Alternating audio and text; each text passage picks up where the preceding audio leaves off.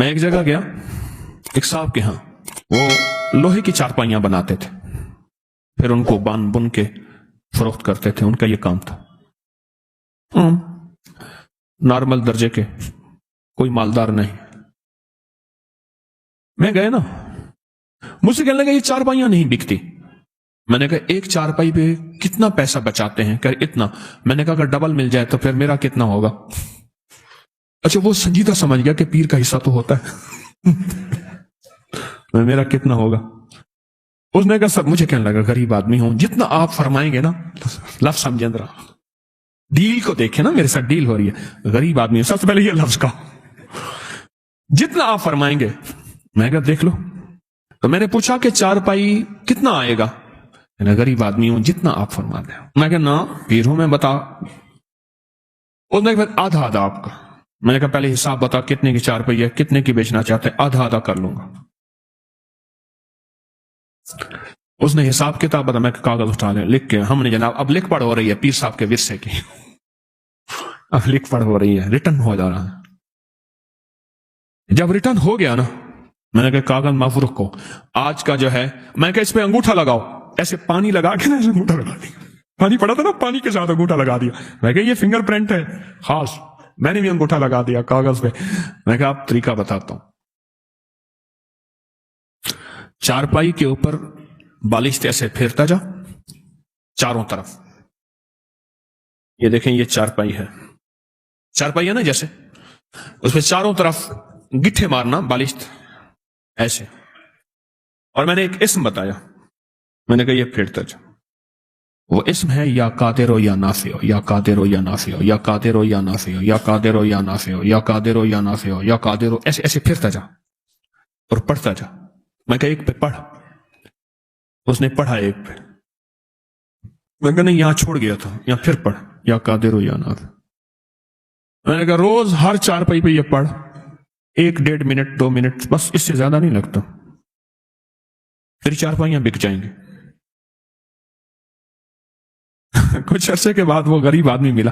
اچھا میں نے کہا جو منافع ہوگا وہ آدھا میرے لیے رکھ دینا ہے، اور دیکھ پیر کا مال کھائے گا تو ڈیش ڈیش ڈیش، اور دیکھ لے۔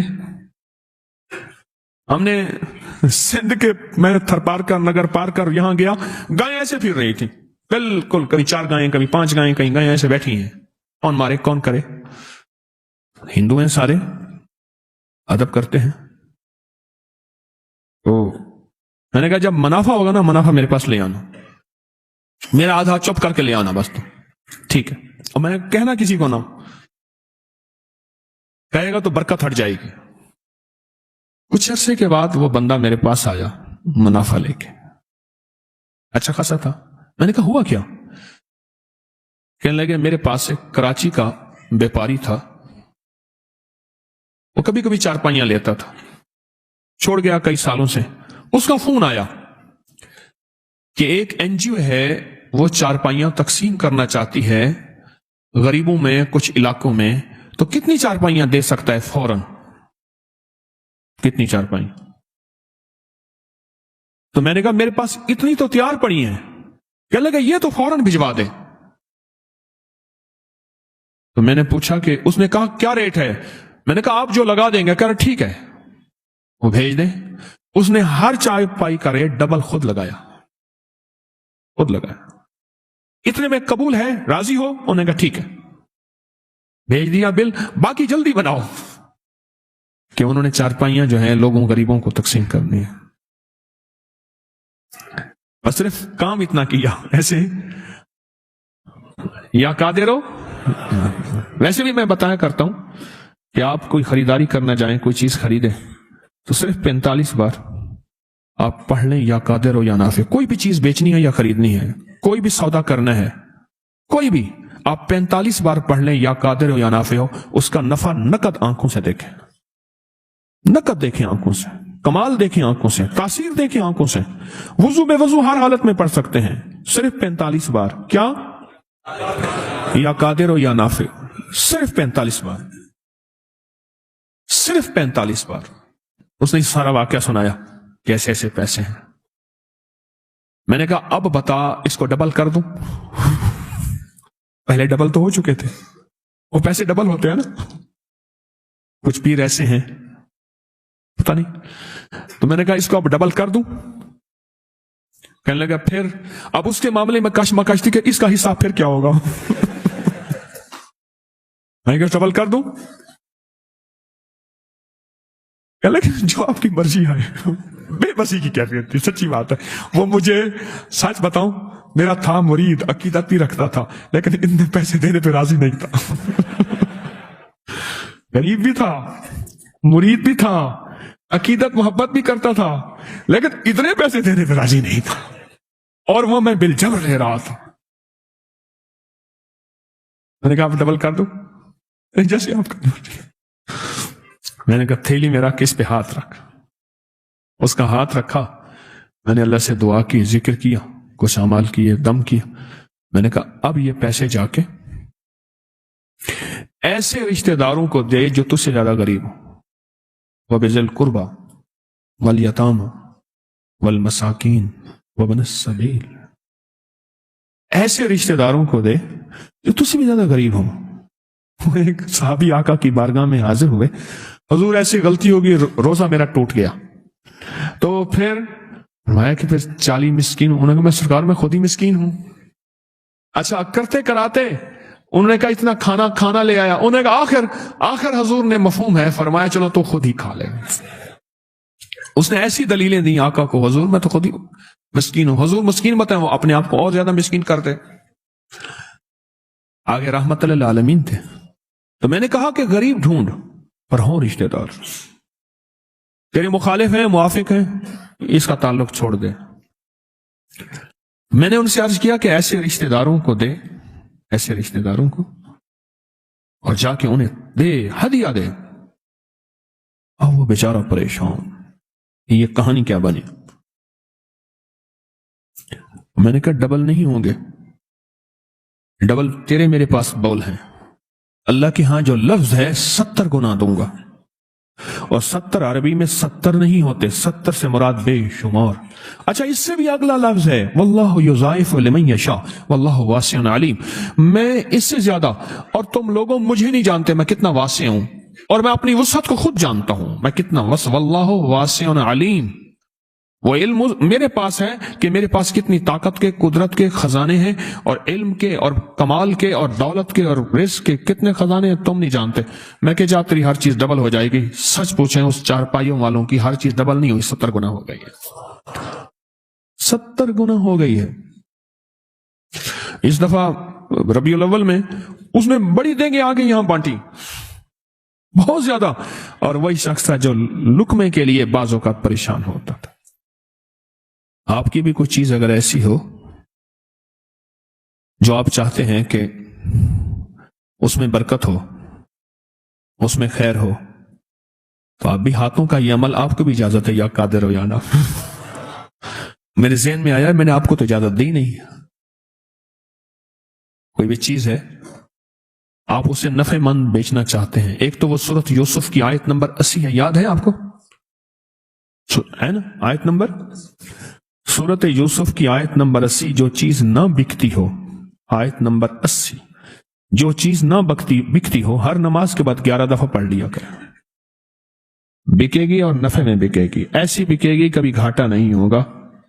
سورۃ یوسف کی آیت نمبر 80 بہت طاقتور ہے، بہت طاقتور ہے.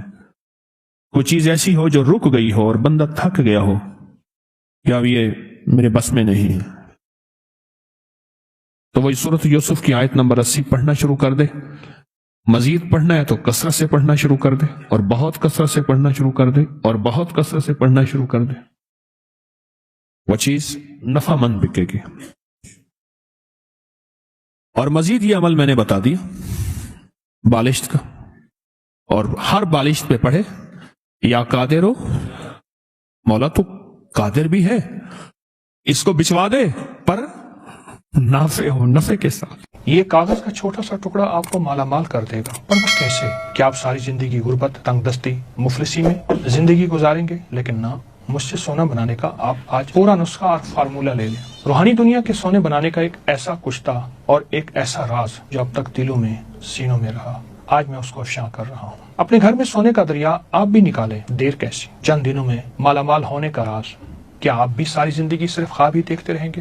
کیا آپ بھی ساری زندگی غربت تنگ دستی میں گزاریں گے؟ کیا آپ اپنی نسلوں کو منگتا اور بھکاری چھوڑ کر جانا چاہتے ہیں؟ ہرگز نہیں. اس کا راستہ ہے, اس کی منزل ہے. وہ راز کیا ہے جس سے دولت, رزق, عزت, کائنات کے خزانے آپ نہیں بلکہ وہ آپ کو تلاش کریں؟ یہ وہ راز ہیں جس نے ہزاروں نہیں لاکھوں لوگوں کی زندگیاں بدل دی. یہ راز پانے کے لیے ہمیں 7ویں آسمان پر جانا پڑے. ایک چاندی سے بنا جہان ہے, ایک سونے سے بنا جہان ہے, ایک موتیوں سے بنا جہان ہے, جہاں کے پھل یاقوت, زمرد اور ہیرو سے بنے ہوئے ہیں. یہ کاغذ کا ایک خوبصورت ٹکڑا آپ کی تقدیریں بدل دے اور سونے کے وہ راز آپ کے پاس آ جائیں جسے دنیا ڈھونڈتے ڈھونڈتے قبروں میں چلی گئی. انسان جنت سے آیا, اس کا مزاج جنتی ہے, خواہشات جنتی, چاہتے جنتی, اس لیے وہ جنت کے بارے میں ہمیشہ سوچتا ہے. اور یہ قیمتی پتھر اور خزانے جنت کا حصہ ہیں, اور انسان ان چیزوں, قیمتی پتھروں یعنی سونا, چاندی, یاقوت, زمرد, ہیرا, کوہنور, مرجان, زبرجد, ان کا پھر دیوانہ ہے. آخر کیوں نہ ہو؟ جنت ان خزانوں اور قیمتی پتھروں ہی سے تو بھری ہوئی ہے. میں آپ کو چند احادیث کا خلاصہ عرض کرتا ہوں.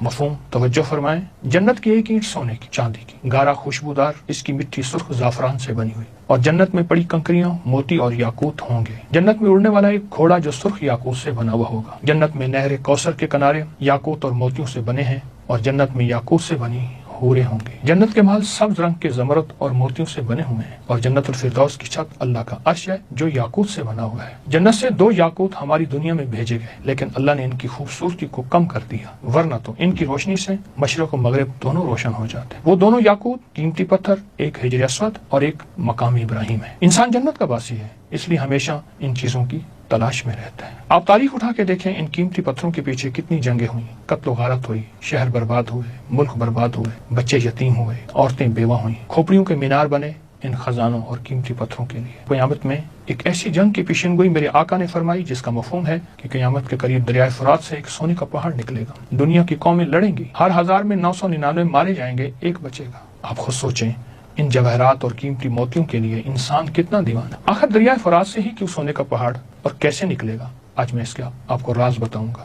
اگر آپ یہ بھی چاہتے ہیں کہ ان قیمتی جواہرات کے مالک بنے بغیر کسی جنگ, قتل و غارت کے, گھر بیٹھے ان قیمتی پتھروں کے مالک بن جائیں, آپ کی نسلوں میں زمرد, یاقوت, ہیرے, جواہرات موجود ہوں اور آپ کے بچے اس کے تاج پہنے اور کھیلیں, آئیں وہ راز بتا دوں, وہ دروازہ ہم مل جل کے کھول لیں جس سے گھر بیٹھے آپ مالا مال ہو جائیں, وہ قیمتی جواہرات آپ کے گھر آ جائیں.